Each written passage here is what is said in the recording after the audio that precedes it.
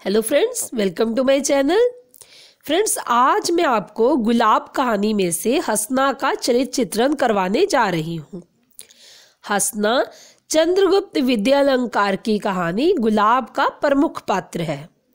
उसके माध्यम से लेखक ने मानव की भावनाओं का वर्णन किया है। यहाँ पर हसना है जो वो भिखारी है, उसके माध्यम से लेखक ने हमें ये बताया है कि एक व्यक्ति, एक मानव, उसकी भावनाएं जब चरम सीमा पर पहुंच जाती है, जब उसका किसी दूसरे के प्रति लगाव हो जाता है तो उसकी दुनिया ही बदल जाती है। उसे संसार में कुछ बदलाव का अनुभव होना शुरू हो जाता है।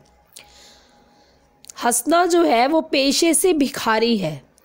हसना पेशे से भिखारी है। वह सड़क के किनारे बैठकर कई वर्षों से अपना जीवन निर्वाह कर रहा है। वह भीख मांगकर अपने जीवन का निर्वाह कर रहा है।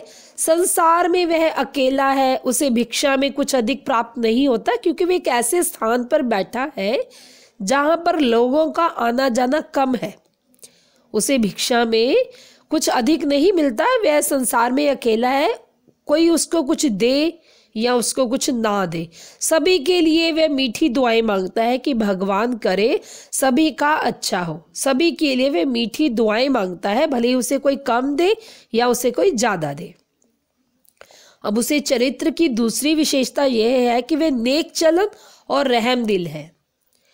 एक दिन जब वह वर्षा आने के लक्षण पर अपनी कुटिया के भीतर जाने लगा तो उसे एक बच्ची के चिल्लाने की आवाज आई। वह सड़क के किनारे बैठा था तो उसे लगा कि वर्षा आने वाली है। तो वर्षा से बचने के लिए जब वह अपनी कुटिया में जाने लगा तो उसे एक बच्चे के चिल्लाने की आवाज आई। उसने देखा कि एक साधु एक छोटी सी बच्ची के कान खींच रहा है। अब यह देखकर हसना को अच्छा नहीं लगा। हसना जोर से चिल्लाया। उसके चिल्लाने की आवाज सुनकर साधु वहां से भाग गया।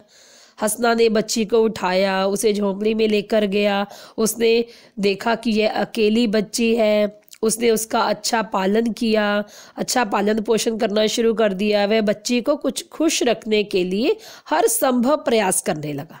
कुछ ना कुछ बच्ची के लिए करता था। उसे खुश रखना चाहता था, उसका अच्छा पालन करना चाहता था, क्योंकि हसना को यह देखकर लग रहा था कि ये जो बच्ची है ये काफ़ी अच्छे घर से है, इसीलिए उसके जैसा हो सकता था अच्छे से अच्छी उसकी परवरिश करना शुरू कर दी उसने। अब उसके चरित्र की तीसरी विशेषता है कि वह ममता का सागर है। हसना में ममता का अथाह सागर था। वह बच्ची को पाकर बहुत खुश हुआ। उसने बच्ची के खिले चेहरे को देखकर उसका नाम गुलाब रखा। अब उसका नाम गुलाब इसलिए रखा कि हसना को ऐसे लग रहा था कि ये एक गुलाब की सी तरह है बच्ची, कितनी मासूम है। उसे गुलाब से अच्छा और कोई नाम सूझा ही नहीं, तो उसने उस बच्ची का नाम गुलाब रखा। वह बच्ची की आवश्यकता के कारण उत्साह से भीख मांगने लगा। पहले वह काफ़ी उत्साह से भीख नहीं मांगता था। उसे जो मिल जाता था उसे अच्छा लगता था, उसके जीवन का निर्वाह हो जाता था। लेकिन अब बच्ची के लिए कोई भी काम काफ़ी उत्साह से करने लगा। उसने गुलाब के लिए कुछ खिलौने भी लाकर उसको दिए। वह चाहता था कि गुलाब को किसी चीज़ की कमी ना हो, इसलिए वह कुछ ना कुछ लाकर उसे देता ताकि वो खुश रहती।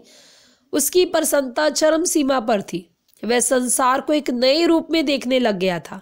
उसने अपनी जीवन भर की पूंजी लगाकर गुलाब के एक गाड़ी खरीद कर दी। छोटे बच्चों के लिए जो एक खिलौना होता है वो ला कर दिया। वह खुद उसके साथ खेलता। उसकी प्रसन्नता सीमा पर थी, चरम सीमा पर थी। वह बच्चे के साथ बच्चा ही बन गया था। लेकिन इस बीच उससे वियोग का दर्द भी हुआ। एक दिन गुलाब के पिता उसे आकर वहां से ले गए। हसना का दिल टूट गया। वह बच्ची के जाने के कारण बहुत दुखी था। उसे सहानुभूति दिखाने वाला कोई ना था। वह सदा गुलाब के ही स्वप्न देखते रहता था। अब जब गुलाब उससे दूर हो गई तो उसे कुछ भी अच्छा नहीं लगता था। वह जागते हुए तो गुलाब के बारे में सोचता ही था, अब स्वप्न में भी गुलाब को ही देखता था। वह स्वप्न में देख रहा है कि गुलाब अपने ससुराल गई है और उसके ससुराल वाले उसे आने से इनकार कर रहे हैं, उसे वापस नहीं आने दे रहे। उसे संसार का हरापन भी वीरान लग रहा था। अब वही संसार जो उसे काफी अच्छा लगने लग गया था गुलाब के आने पर, अब उसे संसार का हरापन भी वीरान लग रहा था।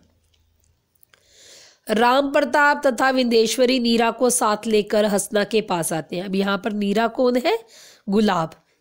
जो भिखारी ने जिस बच्ची का नाम गुलाब रखा था उसका असली नाम नीरा था। जब उसके माता पिता राम प्रताप और विंदेश्वरी नीरा को साथ लेकर हसना के पास आते हैं, उस समय दिया बुझने वाला था, यानी हसना काफी बुरी हालत में था। वह परवरदिगार से गुलाब के लिए प्रार्थना कर रहा था। गुलाब शब्द बोलता हुआ वह सदा के लिए बेहोश हो गया। इसके बाद वह नहीं उठा। इस प्रकार हम कह सकते हैं कि हसना फकीर है पर संवेदनशील है, वह ममता से भरा हुआ है, वह नेक चलन है, रहम दिल है, वह स्वार्थ को नहीं जानता, वह प्यार से भरा हुआ है, गुलाब का अच्छा पालन पोषण करता है, वह जीवन के शुरुआत से लेकर अपने अंत तक गुलाब के ही बारे में सोचता रहता है, उसमें स्वार्थ की भावना नहीं है, वह निस्वार्थ भाव से गुलाब के बारे में सोचता है। पहले भी जब उसे कोई भिक्षा देता था या ना देता था, भगवान के लिए उससे प्रार्थना ही करता था। उसके बाद भी जब गुलाब उससे दूर हो जाती है तब भी वह भगवान से उसकी सलामती के लिए प्रार्थना करता है। Thank you.